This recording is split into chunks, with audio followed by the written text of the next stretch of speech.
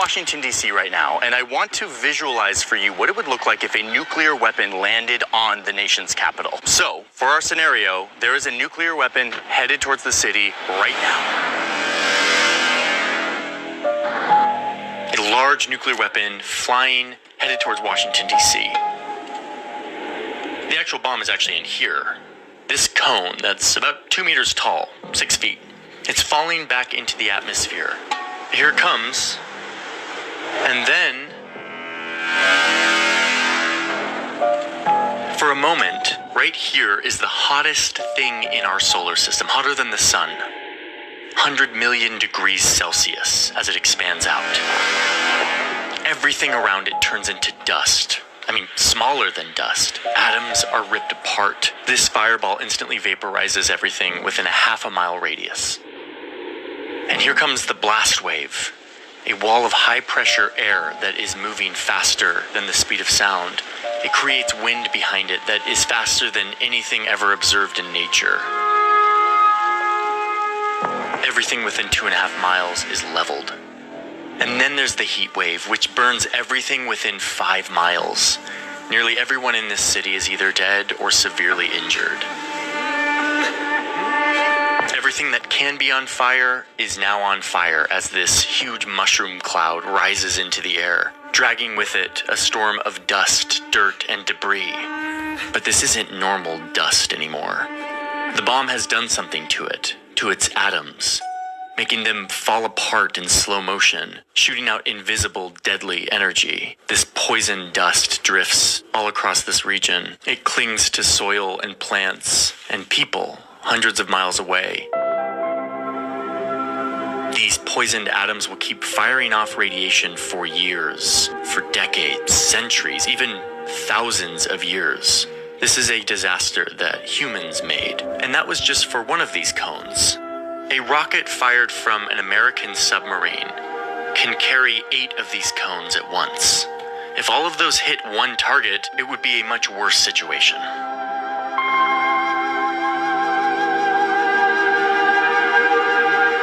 A lot of global politics centers around this, making sure this does not happen. But everything I just showed you is very possible. We have the capabilities to do this right now. And in fact, a lot of countries have their finger on the trigger, able to launch one of these at a moment's notice.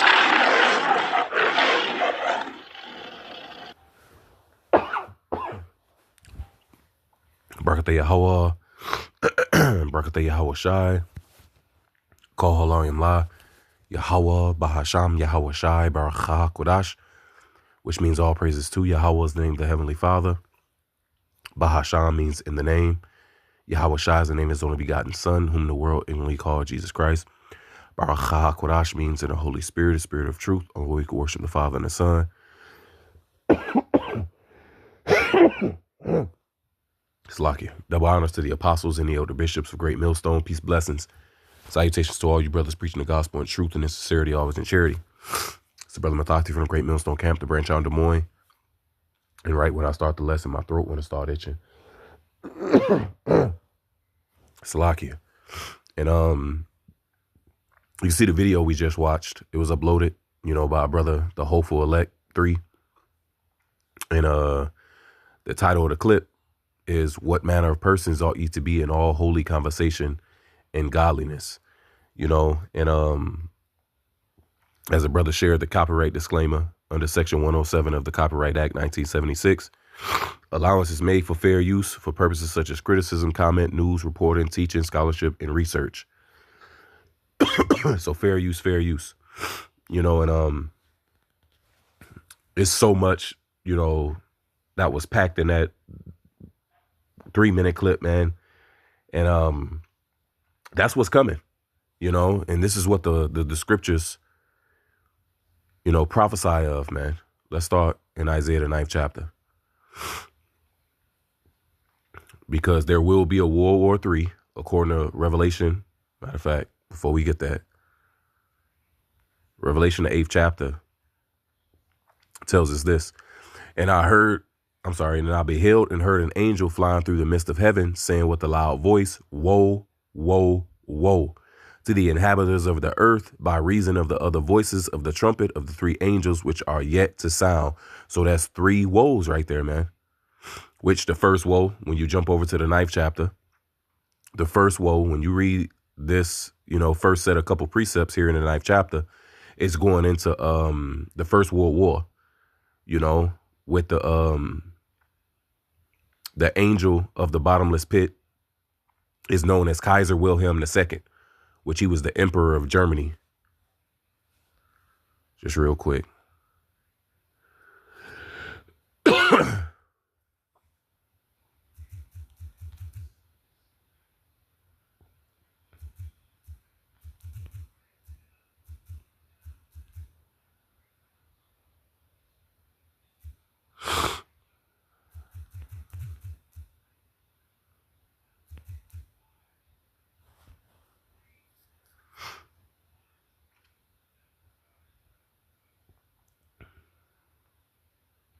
So as we can read, it says, Kaiser Wilhelm II was the emperor of Germany and king of Prussia, who led the nation into World War I, holding the title of Supreme Warlord from 1914 to 1918, while his blank check support for Austria-Hungary in 1914 helped trigger the war, you see. His personal influence waned as military leaders Paul von Hindenburg and Erich Ludendorff established a de facto military dictatorship by 1916. Facing defeat in internal revolution, he abdicated on November 9, 1918 and fled to exile in the Netherlands. But he was the one that was given the key to the bottomless pit, which the bottomless pit represents Europe. And he was the one that stoked the fire, so to speak. Right? Smoke arose. That represents what? The war. Then you got the locust, which represents, they dog fighters. I believe that's what it was called.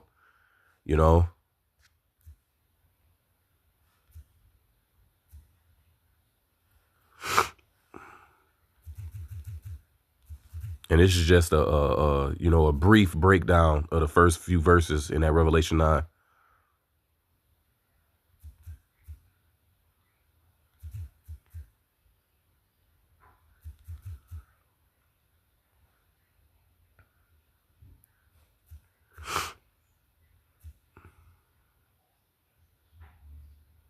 You see?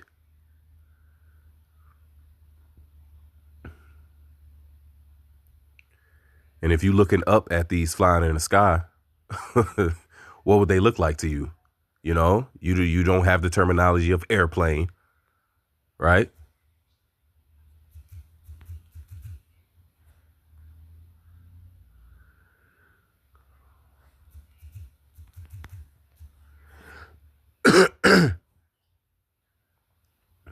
Look at that.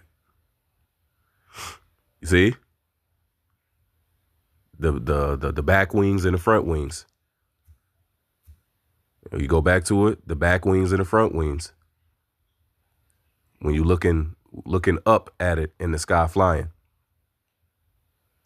You see? So this is how John described it, because he didn't have the terminology of an airplane during that time. Right? So he said it was locusts. And then he talked about, how he called them scorpions. Because they would sting, they would sting from the back, right? Verse 10, and they had tails like scorpions, and there were stings in their tails. And that's the mounted gunman that was in the back, because you had a 2-man aircraft, the pilot and the gunner in the back that was shooting. You see?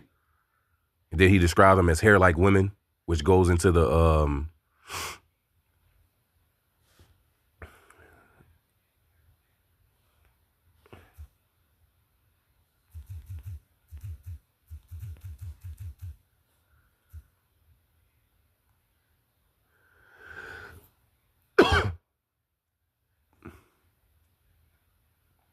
the German helmets in World War One.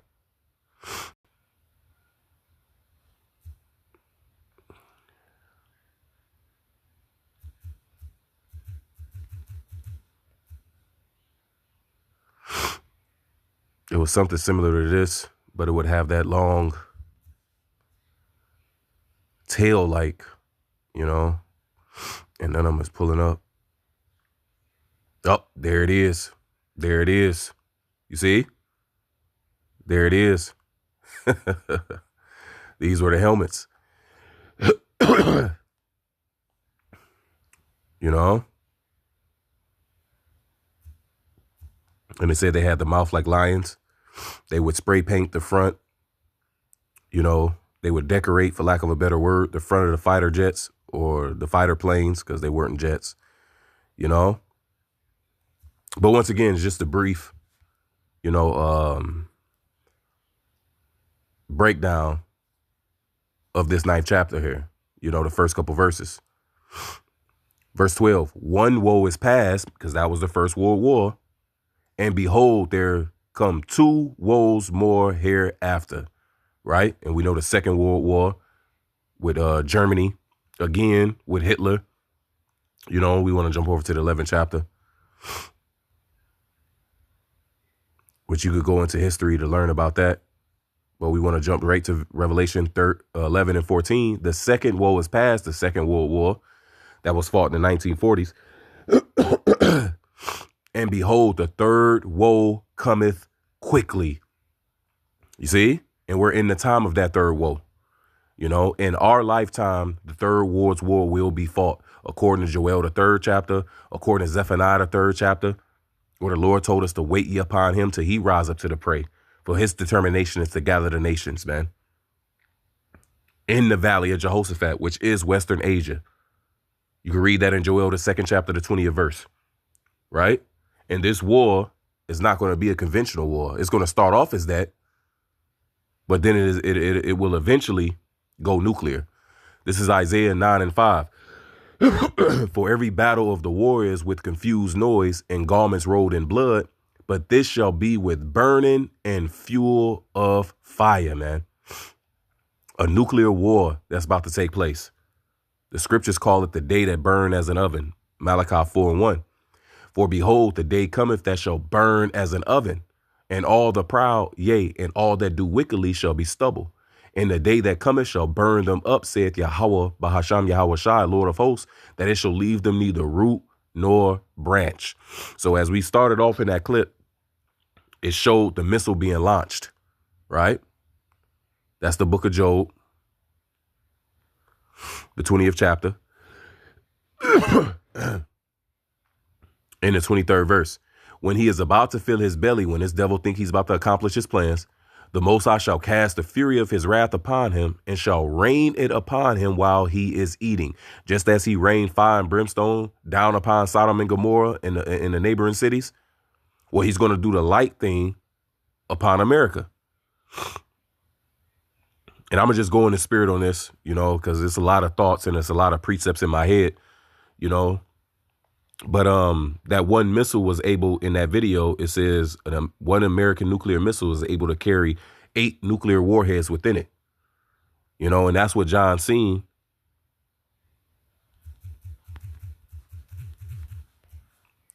When he seen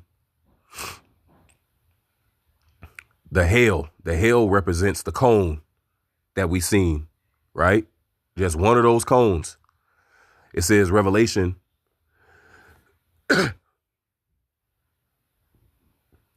16 and 18. And there were voices and thunders and lightnings, and there was a great earthquake, such as was not since men were upon the earth, so mighty an earthquake and so great. And what's going to cause this earthquake? All them nuclear warheads going off. That's what's going to cause the earth to shake to and fro, according to Isaiah, the 24th chapter. And they ain't even got it right here. Let's go there real quick.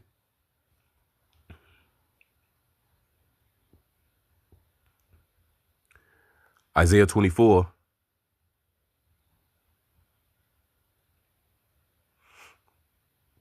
And 19, the earth, and it's not talking about the whole earth, right? It's talking about particular parts, namely America and the land of Israel. The earth is utterly broken down. The earth is clean dissolved. The earth is moved exceedingly, and the whole earth will be moved.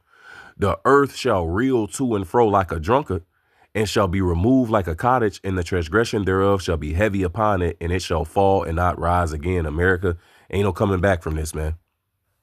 Right? So that's what's going to cause the earthquake, is that great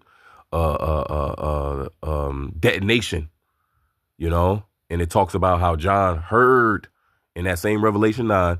When you continue to read down, it jumps into the future and it goes into the armory, for lack of a better word, of World War III, or the weaponry of World War III, where he described them as horsemen, you know, with breastplate of jacinth, and with their heads they do hurt, roughly paraphrasing. You could precept that with Joel, the 2nd chapter, which is going into what? The nuclear missiles. You see, the weapons of the Lord's indignation. You can read that in the book of Jeremiah and also in Isaiah. You know, but in that Revelation, the 9th chapter, John said he heard the number of it, because just like it showed in that clip, an American missile can hold up to 8 warheads. Well, let's ask Google this question real quick.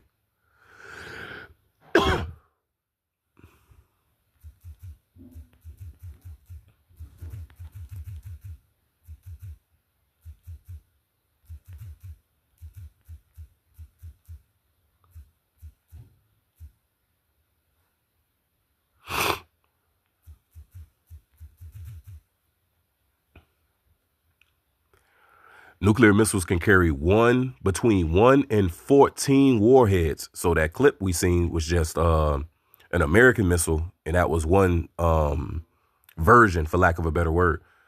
You know, you got Russian missiles, you got Chinese missiles, and they all vary. It says nuclear missiles can carry between 1 and 14 warheads, right? So you got one missile that shot off, but that one missile holds 14 warheads, man.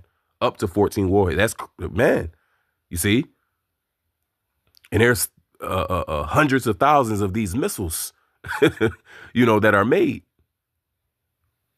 So how many warheads are carrying it, you see? It says, depending on the type and design, modern UGM-133 Trident II submarine launched missiles typically carry 4 to 8 warheads, but have a capacity for up to 12 or 14. Land-based LGM-30 Minuteman III ICBMs generally carry 1 to 3 warheads. And once again, it said it depends on type and design. You see? The UGM-73 Poseidon, 10 to 14 warheads. And all those is going to be shot off, as it is written in the book of Jeremiah, all ye that bend the bow. Shoot at her, spare no arrows. The arrows is a biblical code for nuclear missiles. Lord's will, we're going to get that later in the lesson. Verse 19, Revelation 16:19, and the great city, that's America, was divided into 3 parts. And the cities of the nations fell, and great Babylon came in remembrance before the Most High, to give unto her the cup of the wine of the fierceness of his wrath. And every island fled away, and the mountains were not found. That's the great shaking. And there fell upon men a great hail out of heaven. That's that cone that we seen. You see? Every stone about the weight of a talent. And men blasphemed the Most High because of the plague of hail, for the plague thereof was exceeding great, which is those nuclear warheads, man. You see? So this judgment is going to be devastating. You know? Back in Job 20, verse 24 now. He shall flee from the iron weapon, and the bow of steel shall strike him through. You see? The bow of steel. Real quick, since we mentioned about the arrows, and that scripture just highlighted the bow of steel. Let's grab 2nd Esdras, the 16th chapter. And let's start at the 12th verse. The earth quaketh, right? There go that great earthquake, and the foundations thereof. The sea ariseth up with the waves from the deep. When the earth shakes terribly, what's going to happen with all the, you know, the water is going, tsunamis, man, and tidal waves. It's going to be crazy. And the waves of it are troubled. And the fishes thereof also before the Lord and before the glory of his power. This is the point. For strong is his right hand that bendeth the bow, the iron bow, right? The bow of steel. His arrows that he shooteth are sharp and shall not miss when they begin to be shot into the ends of the world. Now, what arrow can be shot from one end of the earth to the other? This is Isaiah, the 13th chapter, the 5th verse. They come from a far country, highlighting these missiles, from the end of heaven, even Yahweh, Bahasham Yahweh Shai, and the weapons of his indignation to destroy the whole land. You see? So all these different nations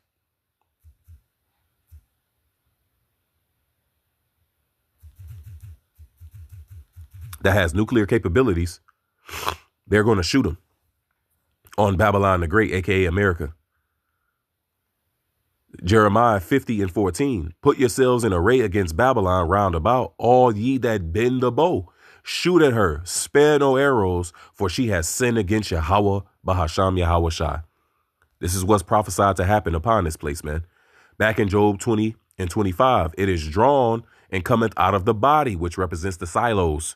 Yea, the glittering sword cometh out of his gall, tears are upon him, man. You see? So this is, the process. It comes out of the silo. It shoots up into the air, according to Isaiah 34. That's what we seen in that clip.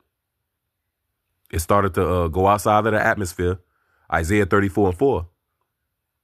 And all the hosts of heaven shall be dissolved, and the heavens shall be rolled together as a scroll, that's your mushroom cloud, and all their hosts shall fall down as the leaf falleth from the vine, and as a fallen fig from the fig tree. And that's that arching fashion of how it's shot up into the sky, and then it starts to arch and come back down, and as it starts to break off, those different stages that it breaks off in, you see, Revelation 6:13. And the stars of heaven, which these stars represents, those warheads, man. And the stars of heaven fell into the earth, even as the fig tree casteth her untimely figs when she is shaken of a mighty wind. So highlighting that Isaiah and John the Revelator seen the same vision, man.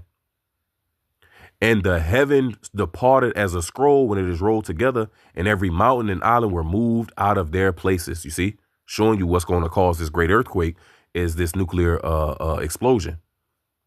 Back in Isaiah 34:5, for my sword, which is what? Those nuclear missiles, shall be bathed in heaven. You see how they go up into the out of the atmosphere and come back down. Behold, it shall come down upon Idumea, this is America, Babylon the Great, and upon a people of my curse to judgment. You see? So this is what's prophesied to happen, man. A devastating end to Babylon the Great, And once it detonates, what do we see in that clip? That fire, right? Which these devils don't know how hot the sun is, but nigga, them missiles get hot as hell. This is Zechariah 14:12. And this shall be the plague wherewith Yahweh will smite all the people that have fought against Jerusalem. Their flesh shall consume away while they stand upon their feet. That's that fire, man. You see? And their eyes shall consume away in their holes, and their tongue shall consume away in their mouth. Just real quick, because, it's right there already. Psalms 58:7. Let them melt away as waters which run continually. When he bendeth his bow to shoot his arrows, you see, let them be as cut in pieces. As a snail which melteth, let every one of them pass away like the untimely birth of a woman, that they may not see the sun, you see. So just as a salt dehydrates a snail, you put that salt on a slug or on a snail, man. Well, that's what these nuclear missiles are going to do to the bodies of these people. They shall be as fuel of the fire. That's another precept, man. You see?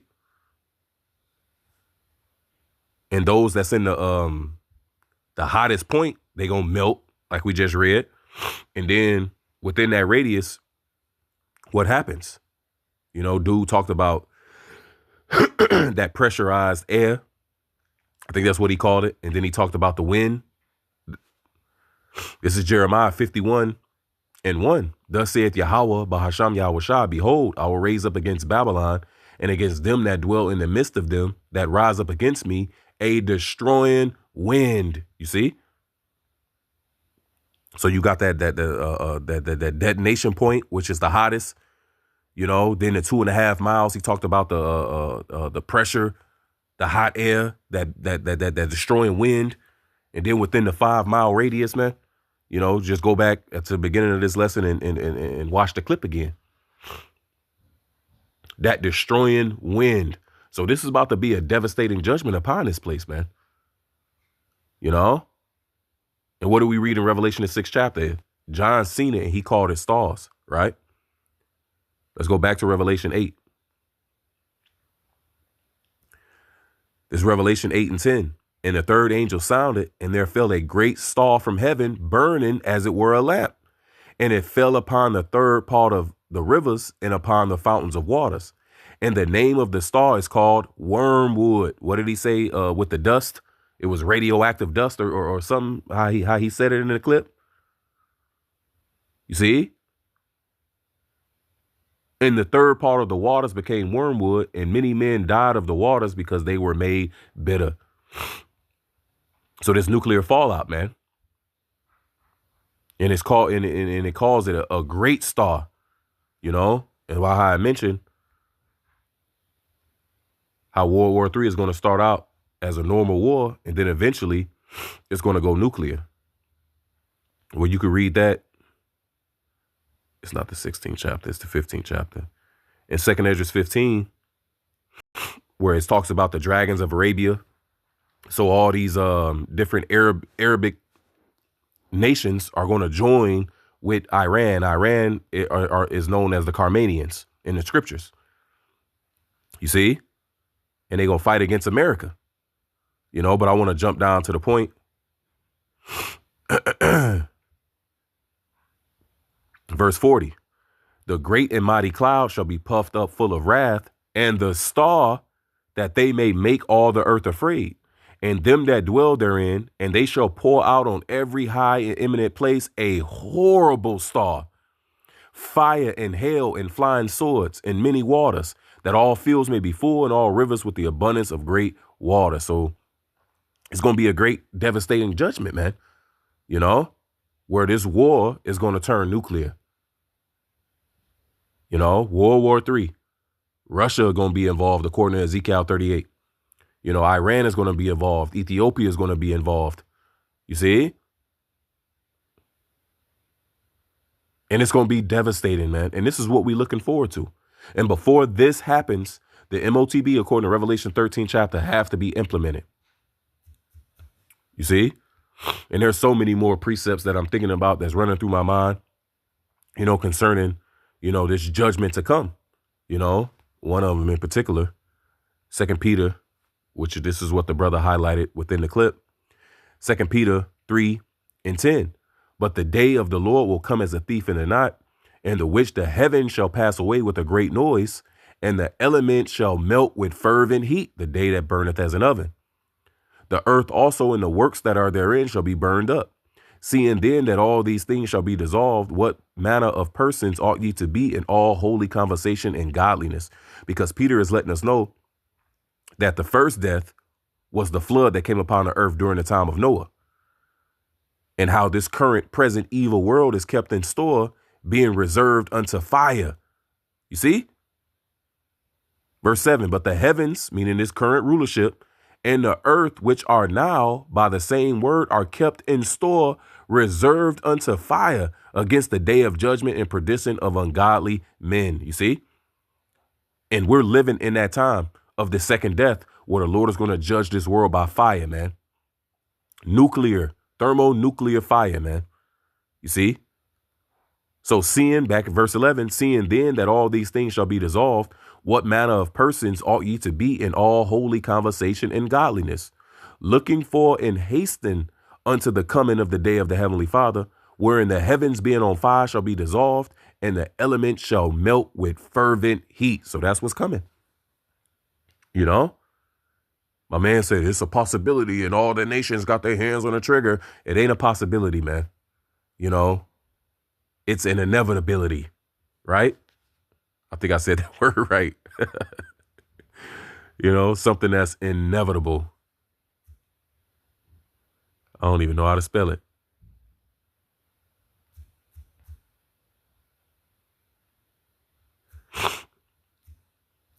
Let's do it this way. Only this time.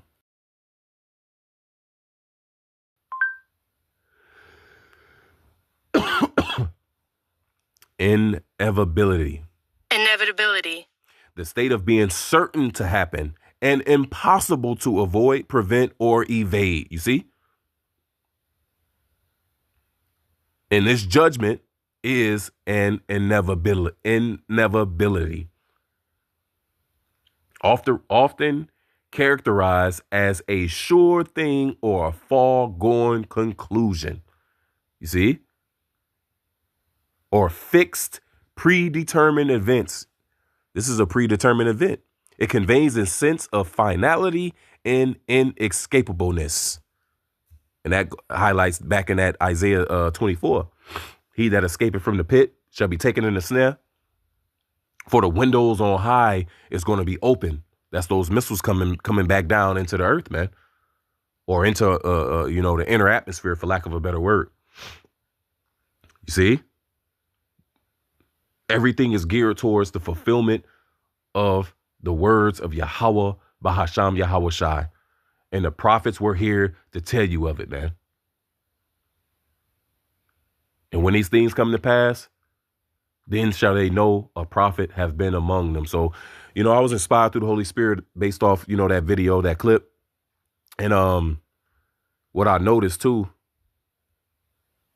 that clip, yeah, see, it didn't pop up that time. But right below it, we had, which I'm saying we, but it was the Spirit that had it there. Psalms 91, because that's the only way that we're going to escape this judgment to come.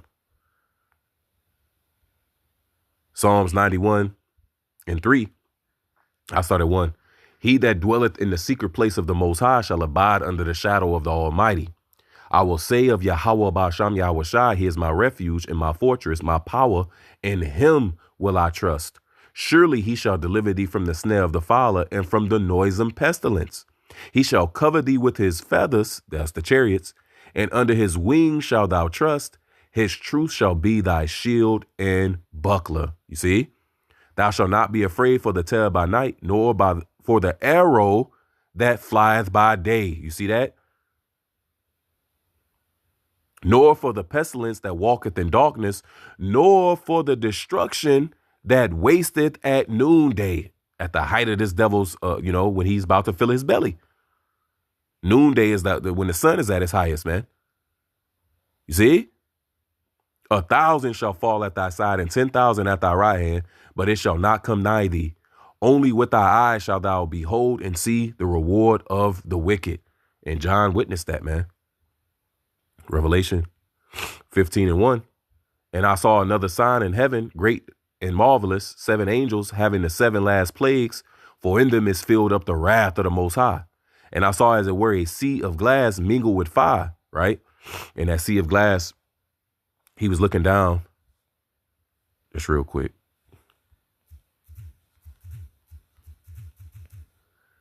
Job 37:18. Hast thou with him spread out the sky, which is strong, and as a molten looking glass? You see? So John saw a vision of the elect being outside, in the heavens, man, in outer space, looking down on the destruction of the earth, of America on the earth, man. You see? And it was mingled with fire because America was on fire. And them that had gotten the victory over the beast and over his image and over his mark, which is the sea hip, and over the number of his name, stand on the sea of glass, having the harps of the Most High, man. So Lord's will, we are part of that number only with our eyes, or we're going to behold and see the reward of the wicked. Back in Psalms 91:9, because thou hast made Yahweh Ba'asham Yahweh Shai, which is my refuge, even the Most High thy habitation. There shall no evil befall thee, neither shall any plague. And what plague we talking about here? That fire, man. What are we reading? Zechariah 14. That plague is going to melt these people, but it's not going to come nigh us. Neither shall any plague come nigh thy dwelling, for he shall give his angels charge over thee to keep thee in all thy ways.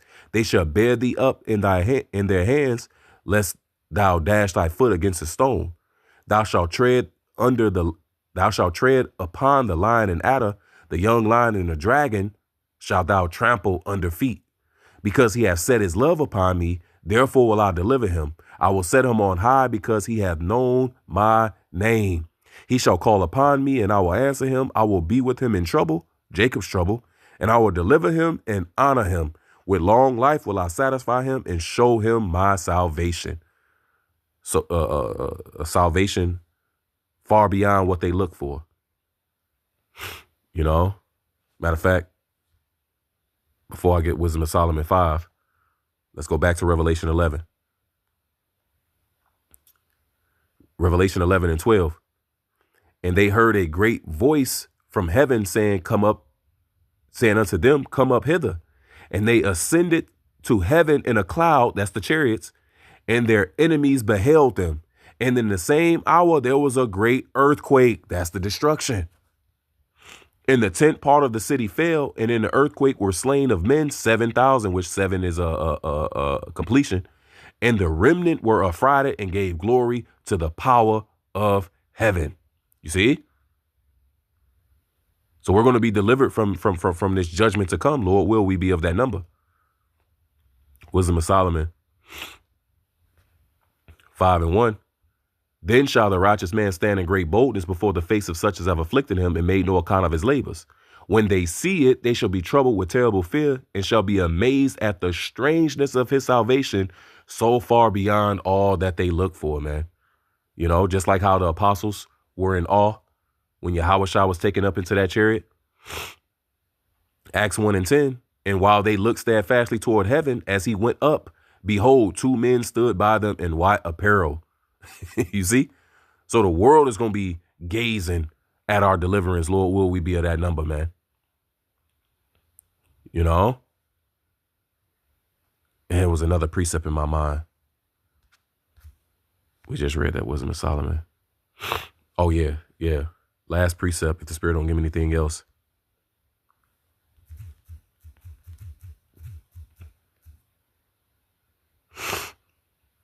This is Isaiah 28 and 21. For Yahweh Ba'asham Yahushua shall rise up as in Mount Perazim. And what did the Lord do in Mount Perazim? He delivered David, the house of David. And it's going to be the same thing he's going to do here in these last days. You see? The Lord broke through on his enemies, man. I believe this is the same account when the Lord told David, when you hear the sound, you know, that goes on the top of the mulberry trees, which those were the chariots zooming in over the top of the trees, man. You see? And David named that place Baal Perazim because the Lord broke forth upon our enemies, right? And he's going to do the same here in these last days for us. Lord, will we be of that number, the house of David? For Yahweh Ba'asham Yahushua shall rise up as in Mount Perazim. He shall be wroth as in the valley of Gibeon, that he may do his work, his strange work, the strangeness of his salvation, and bring to pass his act, his strange act. You see? So we got to stay the course, man. Keep the faith. Trust in the names of Yahweh and Yahushua, man. Continue to stay obedient, you know, and follow the instructions as we've been given through the Holy Spirit. You know, fast when the Spirit is on you. You know, keep that open communication with Yahweh, Bahasham, Yahushua. You know, continue to pray in the name of Yahushua. You know, continue to give attendance to reading, exhortation, and doctrine. Examine yourself. You know, measure yourself according to what's written. You know, and walk in the Spirit to the best of our ability, man. You know, because this judgment is going to happen in our lifetime. And what we seeing over there in Western Asia with Iran, you know, Israel and America, it could be the beginning of what we just read, man, of what we just went into. You know, with the Strait of Hormuz being closed, man, the global economy is being strained. You know, this could bring in the economic reset, which is the MOTB, you know, and World War III is right behind that, man. You know, or right after that, or, the nuclear, I say it like that. So I'm going to end it there.